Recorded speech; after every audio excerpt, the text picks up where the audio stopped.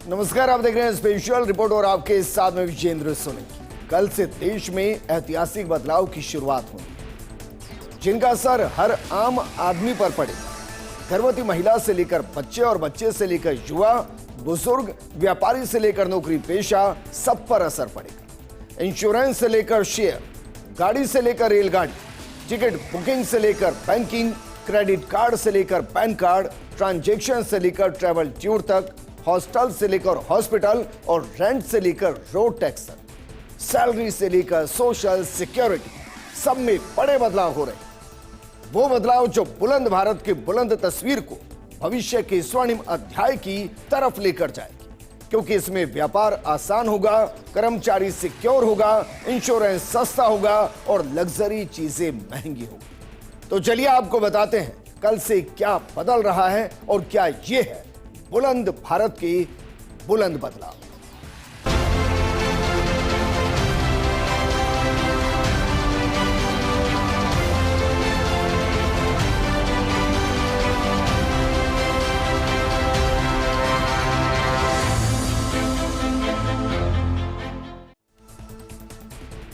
देखिए, सबसे पहले तो यही बदल रहा है कि आयकर अधिनियम 1961 से आयकर अधिनियम 1925 की तरफ हम जा रहे हैं। लेकिन फिर भी शुरुआत इसके साथ करते हैं कि कल से क्या सस्ता और क्या महंगा, क्योंकि कॉमन मैन को इससे फर्क पड़ता है। हालांकि इससे ज्यादा बहुत सी महत्वपूर्ण जानकारियां जो प्रोग्राम में आगे चलकर हम आपको देंगे। लेकिन सबसे पहले जरा ये देखिए कि क्या सस्ता और क्या महंगा हो चला है। देखिए, टैक्स फ्री क्या हो चुका है। स्वास्थ्य और जीवन बीमा, 33 जीवन रक्षा दवाएं, अनपैक्ड डेयरी उत्पाद, और जिनका स्लैब घटाया गया वो छोटी कार है, एसी है और टीवी है। इसके अलावा महंगा क्या हो गया है? तंबाकू, लग्जरी वाहन, बड़ी एसयूवी, ऑनलाइन गेमिंग और नई जीएसटी व्यवस्था में टैक्स स्लैब को 5%, 18% और 40% तक समेट दिया और ज्यादातर चीजों को 5% के स्लैब के अंदर लाया गया। और कल से यह सब कुछ महंगा और सस्ता होना है जो हम आपको बता रहे हैं। लेकिन अब वो जानकारी आपको देते हैं जो आपकी जिंदगी के लिए बेहद महत्वपूर्ण है। शुरुआत करते हैं आयकर अधिनियम 2025 के साथ, क्योंकि अब 1961 का आयकर अधिनियम देश के अंदर लागू नहीं है। पुराने आयकर अधिनियम 1961 को आयकर अधिनियम 2025 से बदल दिया गया है। अब असेसमेंट ईयर और प्रीवियस ईयर का झंझट खत्म हो गया है, सिर्फ टैक्स ईयर कहा जाएगा। नई टैक्स व्यवस्था में 12 लाख तक की शुद्ध वार्षिक आय वालों की टैक्स देनदारी 0 कर दी गई है। वेतन भोगियों के लिए 75,000 रुपए का स्टैंडर्ड डिडक्शन जारी रहेगा। वहीं बच्चों की शिक्षा भत्ता 100 रुपए से बढ़ाकर 3,000 रुपए प्रति माह किया गया। हॉस्टल भत्ता 300 रुपए से बढ़ाकर 9,000 रुपए कर दिया गया है। वहीं पुणे, बेंगलुरु, हैदराबाद और अहमदाबाद को भी एचआरए के लिए टीयर 1, जिसमें 50% छूट, उसमें शामिल कर दिया गया। इसके अलावा निवेश पर टैक्स होगा। सेकेंडरी मार्केट से खरीदे गए सॉवरेन गोल्ड बॉन्ड्स पर मैच्योरिटी के समय कैपिटल गेन टैक्स लगेगा। फ्यूचर और ऑप्शन ट्रेडिंग, जिसे हम एफ&ओ कहते हैं, उस पर एसटीटी बढ़ा दिया गया है। 0.02 से 0.05 कर दिया गया है। कंपनियों के शेयर बायबैक पर शेयर धारकों को टैक्स अब देना होगा। विदेश जाना है तो सस्ता है, क्योंकि इसके अंदर टीसीएस दर 5% और 20% से घटाकर इसे सीधे 2% कर दिया गया है। यहां आपको थोड़ी सी राहत है, लेकिन बदलाव और जेब पर असर, जरा इसको समझिए, मोटे तौर पर जरा समझिए कि क्या क्या इसके अंदर है और क्या क्या खास है। सबसे पहले 12 लाख तक की आय पर टैक्स नहीं है। अब बीमा पर जीएसटी नहीं लगेगा। एटीएम से निकासी पर चार्ज लगेगा, लेकिन 5 ट्रांजैक्शन तक टैक्स नहीं लगेगा। सैलरीड को टैक्स छूट बरकरार रहेगी और एनपीएस निकासी आसान अब हो जाएगी न्यू पेंशन स्कीम के जरिए। ये मोटे मोटे बदलाव है। अब इनको एक एक करके समझ लेते हैं, क्योंकि वो बदलाव जो आपकी जिंदगी के लिए और आपके लिए जानने बेहद जरूरी है, वो कौन कौन से हैं। सबसे पहले एचआरए की कड़े नियम। मकान किराया भत्ता यानी कि एचआरए छूट के लिए मकान मालिक का पैन कार्ड और रेंट पेमेंट का सबूत देना अनिवार्य होगा। हालांकि दिल्ली, मुंबई जैसे मेट्रो शहरों की लिस्ट में अब पुणे और अहमदाबाद को भी शामिल कर दिया गया है, जहां 50% एचआरए छूट दी गई है। वहीं आईटीआर फाइलिंग डेडलाइन, सैलरीड लोगों के लिए आईटीआर फाइलिंग की अंतिम तारीख 31 जुलाई 2026। वहीं अन्य लोगों के लिए आईटीआर फाइलिंग डेट जो है वो 31 अगस्त तय कर दी गई है। अब इसमें कोई बदलाव नहीं होगा। वहीं पैन कहां देना होगा, पैन कार्ड कहां देना होगा। 10 लाख रुपए से ज्यादा एक साल में कैश जमा करने पर पैन कार्ड देना होगा। अभी तक शायद 50,000 से ऊपर के ट्रांजैक्शन या 50,000 कैश जमा करने पर भी पैन कार्ड देना होता था। 5 लाख रुपए से महंगी गाड़ी खरीदने और 20 लाख से ऊपर की प्रॉपर्टी डील पर भी टैक्स देना होगा। वहीं 2 फैक्टर ऑथेंटिकेशन, यह बेहद महत्वपूर्ण है। यह क्यों महत्वपूर्ण है, यह समझाएं उससे पहले जरा समझिए हुआ क्या है। 2FA यानी कि 2 फैक्टर ऑथेंटिकेशन के जरिए डिजिटल पेमेंट को और ज्यादा सुरक्षित किया जाए। आरबीआई डिजिटल ट्रांजैक्शन के लिए और ज्यादा सुरक्षा नियम लागू कर रहा है।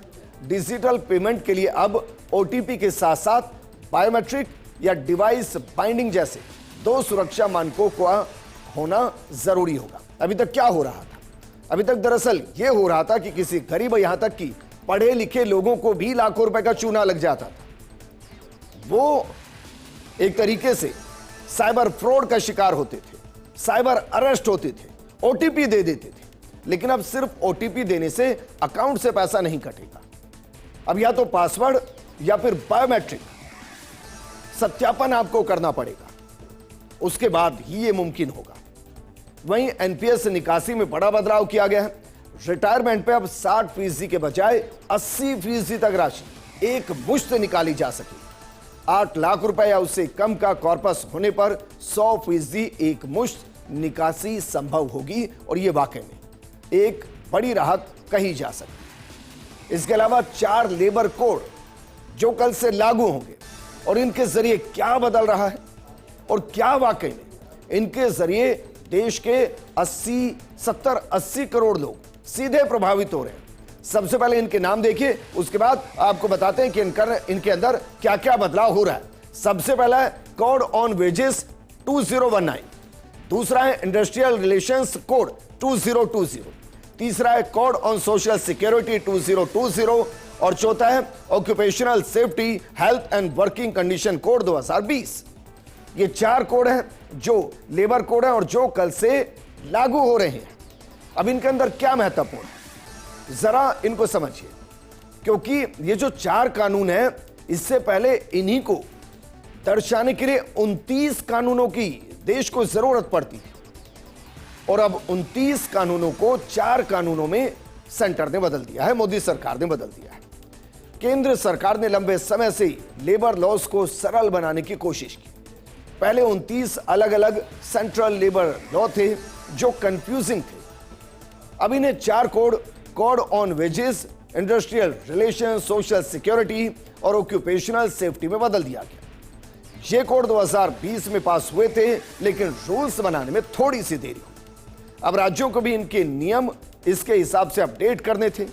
इससे बिजनेस आसान हो जाएगा, वर्कर्स के राइट्स मजबूत होंगे। अप्रैल 2026 से ये पूरे देश में लागू हो रहे हैं और इससे 50 करोड़ से ज्यादा वर्कर को सीधा फायदा मिलेगा। उनके राइट्स सेफ हो गए हैं। और कैसे सेफ हो गए हैं जरा एक एक करके समझ लीजिए, क्योंकि इनमें सबसे बड़ा जो अपडेट है वो ग्रेच्युइटी का है। नए कानून से कर्मचारी को अब 5 साल की जगह सिर्फ 1 साल में भी ग्रेच्युइटी का लाभ मिल सकेगा। पहले क्या था कि अगर कोई कर्मचारी 5 साल तक किसी कंपनी के अंदर काम करता था तो वो ग्रेच्युइटी का हकदार होता था, लेकिन अब ऐसा नहीं है। 1 अप्रैल 2026 से अगर कोई 1 साल भी किसी कंपनी का कर्मचारी है तो उसे ग्रेच्युइटी का लाभ मिलेगा। वहीं टैक्स फ्री ग्रेच्युइटी की लिमिट 10 लाख से बढ़ाकर 20 लाख रुपए तक कर दी गई है। यह अमाउंट टैक्स फ्री रहेगा, यानी कर्मचारी को ग्रेच्युइटी का पूरा पैसा मिलेगा। एम्प्लॉयर को ग्रेच्युइटी 30 दिनों के अंदर पे करनी होगी। अगर देरी हुई तो 10% सालाना ब्याज लगेगा और कंपनसेशन भी 2 गुना तक हो सकता है। प्राइवेट पब्लिक सेक्टर दोनों में यह लागू होगा। उदाहरण के लिए अगर कोई कर्मचारी 5 साल काम करता है तो उसे 15 दिन का वेज हर साल के हिसाब से मिलेगा और यह बदलाव रिटायरमेंट के समय फाइनेंशियली सिक्योरिटी बढ़ा देगा। ओवर टाइम के भी नियम बदल दिए गए हैं। अब ऐसा नहीं है कि आपसे ओवर टाइम कराया जाएगा और पेमेंट नहीं होगी। अब एक दिन में 9 घंटे, हफ्ते में 48 घंटे से ज्यादा काम पर 2 गुना रेट मिलेगा। पहले डबल नहीं था, लेकिन ओवर टाइम सिर्फ इमरजेंसी में ही अनिवार्य होगा। जैसे फैक्ट्री में ब्रेकडाउन, वर्कर्स को पैसे की बजाय कंपनसेंट्री ऑफ भी मिल सकता है। हो सकता है आपसे काम करा जाए, उसके बदले में आपको एक ऑफ दे दे। हफ्ते में एक हॉलीडे जरूर होगा। यह प्रावधान फैक्ट्री वर्कर्स और कॉन्ट्रैक्ट एम्प्लॉय के लिए खास तौर पर फायदेमंद है। इसे कंपनियां अनावश्यक ओवर टाइम कम करेगी, लेकिन वर्कर्स की कमाई बढ़ेगी। ये नए कोड से लागू होने से वर्कर्स की कमाई और सेफ्टी बढ़ जाएगी। ओवर टाइम और ग्रेजुएटी से एक्स्ट्रा इनकम मिलेगा, लीव से फैमिली टाइम मिलेगा, लेकिन कंपनियों का कंट्रीब्यूशन और पेनल्टी का खर्च थोड़ा बढ़ जाएगा। लेबर मिनिस्ट्री का मानना है कि इससे जॉब क्रिएशन होगा। एक्सपर्ट का मानना है कि नए कोड्स इंडिया को ग्लोबल लेबर स्टैंडर्ड्स के करीब लेकर जा रहे हैं। कुल मिलाकर यह बदलाव लेबर मार्केट को मॉडर्न बना रहा है, या कहिए कि दुनिया के परिप्रेक्ष्य में लाकर खड़ा कर रहा है। लेकिन आप सोच रहे होंगे ग्रेजुएटी कैसे काउंट हो। एक उदाहरण हम आपको देते हैं और सिर्फ मिनिमम टाइम के साथ देते हैं कि मानिए किसी ने सिर्फ 1 साल अगर नौकरी की तो उसकी ग्रेजुएटी कितनी होगी, यानी कि नौकरी छोड़ने के बाद उसे एकमुश्त कितना पैसा मिलेगा जो टैक्स फ्री होगा। जरा एक मोटा सा आंकड़ा समझिए और इसको फिर आप अपने हिसाब से मल्टीप्लाई करते जाइए कि आप कितने साल से काम कर रहे हैं। मानकर चलिए जिसका हम उदाहरण दे रहे हैं उसकी अंतिम बेसिक सैलरी 50,000 रुपए है, एक उदाहरण के तौर पर मानकर चलिए, और उसने 1 साल सर्विस दी है। तो जो ग्रेजुएटी का जो फॉर्मूला है वो है अंतिम बेसिक सैलरी इंटू 15/26 इंटू कुल सर्विस जो कि साल है। अब ग्रेजुएटी को काउंट कैसे करेंगे? जो बेसिक सैलरी है वो कितनी है? 50,000 है। 15/26 इंटू 1, ये जो टोटल कैलकुलेट होगा ये होगा 28,847 रुपए। यानी साल के अंत में आपको जो मिलना है सैलरी वो तो मिलेगी, लेकिन ग्रेजुएटी के तौर पर आपको 28,847 रुपए और मिलेगा। अब इसको मल्टीप्लाई करते चले जाइए। अगर ये 2 साल काम करेगा तो इसका डबल, 3 साल काम करेगा तो इसका 3 गुना, 10 साल काम करेगा तो 2,88,000 के आसपास हो जाएगा जो आपको मिलेगा। और इसमें 20 लाख तक जो ग्रेजुएटी का पैसा होगा वो टैक्स फ्री होगा, उस पर कोई टैक्स नहीं लगेगा। लेकिन नए फॉर्मूले के तहत जो टेक होम सैलरी है वो हो सकता है कम हो जाए। आपकी सैलरी कम नहीं होगी, लेकिन उसका जो पीएफ का पैसा है वो बढ़ जाएगा और टेक होम सैलरी यानी कि जो आप हर महीने सैलरी उठाते हो थोड़ी सी कम हो सकती है। नए लेबर कोड कानून होने के बाद, लागू होने के बाद आपकी सैलरी स्ट्रक्चर थोड़ा बदल जाएगा। अब कंपनियों को आपकी कुल सैलरी का आधा हिस्सा बेसिक पे रखना होगा। इससे पीएफ में ज्यादा पैसा जाएगा जो भविष्य को सुरक्षित करेगा, लेकिन हर महीने हाथ में मिलने वाली सैलरी थोड़ी कम हो सकती है। लेकिन कोई नहीं, आपका पैसा पीएफ में सेफ होगा, और जो पैसा पीएफ में होगा उसमें 7% से ज्यादा सरकार ही आपको ब्याज जोड़ेगी। इसके साथ साथ जो बदलाव है जो आपके रास्तों पर चलते वक्त हर दिन आप महसूस करेंगे, उसमें सबसे बड़ा बदलाव है फास्टैग महंगा होगा। National highway authority of India ने फास्टैग के सालाना पास की कीमत बढ़ा दी है। अब यह 3,000 रुपए की जगह 3,075 रुपए का हो जाएगा। यह वार्षिक पास गैर व्यावसायिक वाहनों के लिए है। इसका इस्तेमाल करीब 1150 टोल प्लाजा पर किया जा सकता है। सभी टोल प्लाजा पर कैश नहीं चलेगा और सिर्फ ऑनलाइन पेमेंट ही चलेगा। अब उसमें फास्टैग भी हो सकता है और यूपीआई भी हो सकता है, लेकिन कैश कोई नहीं लेगा। और अमूमन हर टोल पर 5% के आसपास का इजाफा कर दिया गया है। हम रोड से इतर रेलवे की बात करते हैं। रेलवे में भी एक बड़ा बदलाव कल से लागू हो रहा है और वो है कैंसिलेशन नियम। भारतीय रेलवे ने टिकट रद्द करने के नियम अपडेट किए हैं। अब रिफंड इस बात पर निर्भर करेगा कि आपने टिकट कितने जल्दी कैंसिल किया है। सबसे बड़ा बदलाव तो यह कि अब ट्रेन छूटने से 8 घंटे पहले तक टिकट कैंसिल करने पर रिफंड मिलेगा। अगर आपने 7 घंटे पहले भी रिफंड लेने के चक्कर में टिकट कैंसिल कर दी तो टिकट तो कैंसिल हो गई, पैसा नहीं आएगा। अगर आप 8 घंटे से कम समय में टिकट रद्द करते हैं तो आपको कोई पैसा वापस नहीं मिलेगा। 72 घंटे पहले रद्द करने पर लगभग पूरा पैसा मिलेगा, थोड़ा सा चार्ज कटेगा। 24 से 72 घंटे पहले रद्द करने पर 25% किराया कटेगा और 8 से 24 घंटे पहले रद्द करने पर 50% सीधा किराया कट जाएगा। वहीं एक अच्छी बात यह कि अब ई टिकट कैंसिल करने पर पैसा सीधे आपके अकाउंट में आ जाएगा, आपको अलग से कोई फॉर्म भरने की जरूरत नहीं। इसके अलावा अब यात्री ट्रेन छूटने से 30 मिनट पहले तक अपना बोर्डिंग स्टेशन बदल पाएंगे, लेकिन यह वहां मुमकिन होगा जहां रेलवे स्टेशन ज्यादा है। मेट्रो सिटीज के अंदर वहां के लोगों को इसका शुद्ध तौर पर फायदा होगा। देश में एक और नियम कल से लागू होगा। अब ऐसा नहीं है कि आपके हाथ में आधार कार्ड है तो चलिए पैन कार्ड बनवा लेते हैं, पैन कार्ड और आधार कार्ड दोनों हो गए हैं तो चलिए अकाउंट खुलवा लेते हैं, और अकाउंट भी खुल गया है तो अब जहां मर्जी करते हैं ट्रांजैक्शन कर लेते हैं। ऐसा नहीं होगा।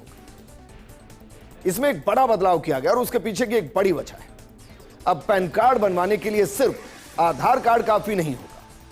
अभी तक लोग सिर्फ आधार कार्ड के जरिए पैन कार्ड के लिए आवेदन कर सकते थे, लेकिन 31 मार्च 2026 यानी कि आज के बाद यह सुविधा पूरे तरीके से खत्म हो जाएगी और कल की सुबह यानी कि 1 अप्रैल से आवेदन करते समय आपको जन्म प्रमाण पत्र, वोटर आईडी, 10वीं की मार्कशीट, पासपोर्ट, ड्राइविंग लाइसेंस, और अगर यह सब नहीं तो मजिस्ट्रेट द्वारा जारी हलफनामा आपको आधार के साथ अटैच करना पड़ेगा। कुल मिलाकर सरकार की मंशा यह है कि भाई पहले आप कंफर्म कर दीजिए कि आप भारतीय हैं, फिर आप पैन कार्ड हमसे ले लीजिए। और ये एक अच्छी बात है क्योंकि पूरे देश के अंदर धीरे धीरे एक तरीके से एसआरआई हो चुका है। उसके बाद आपका वोटर आईडी काफी हद तक वैलिड है, उसके जरिए भी आप पैन कार्ड बनवा सकते हैं। लेकिन अगर आप रैंडमली एटीएम से ट्रांजैक्शन करते हैं, एटीएम से पैसा निकालते हैं, तो अब आप थोड़ा सा संभलिए। अगर आपको 500 रुपए के हिसाब से महीने में 10 बार ट्रांजैक्शन कर दिए, 10 बार पैसा निकालना है, तो आप 5 बार ही निकालिए, 1000 करके निकाल लीजिए, क्योंकि इससे ज्यादा 12 बार ट्रांजैक्शन करेंगे तो आप पैसा ले लिया जाए। अब एटीएम से सीमित फ्री ट्रांजैक्शन मिलेंगे, इसके बाद चार्ज देना होगा। जैसे एचडीएफसी बैंक के एटीएम से 5 फ्री ट्रांजैक्शन के बाद यूपीआई कैश विड्रॉल पर प्रति ट्रांजैक्शन 23 रुपए शुल्क दिया जाएगा। और ये एक बड़ा बदलाव है, इसको आप हल्के में मत लीजिए। और ये प्रोग्राम भी हमने इसीलिए किया क्योंकि दरअसल ये बुलंद भारत के वो बुलंद बदलाव है जिनको अगर आप समझकर इनको सही तरीके से अपनी दिनचर्या में ढाल लेंगे तो इसके 2 फायदे होंगे। एक, सरकार का वक्त बचेगा, दूसरा आपका पैसा बचेगा, और तीसरा, भारत जो अर्थव्यवस्था के तौर पर आगे बढ़ रहा है उसको रफ्तार मिलेगी। तो चलिए कल से इस बुलंद भारत के बुलंद बदलाव के साथ भारत की आगे की यात्रा का हिस्सा बनते हैं। इस प्रोग्राम में फिलहाल इतना ही। आप बने रहिए फर्स्ट इंडिया न्यूज के साथ क्योंकि खबरों का सिलसिला लगातार जारी है। नमस्कार।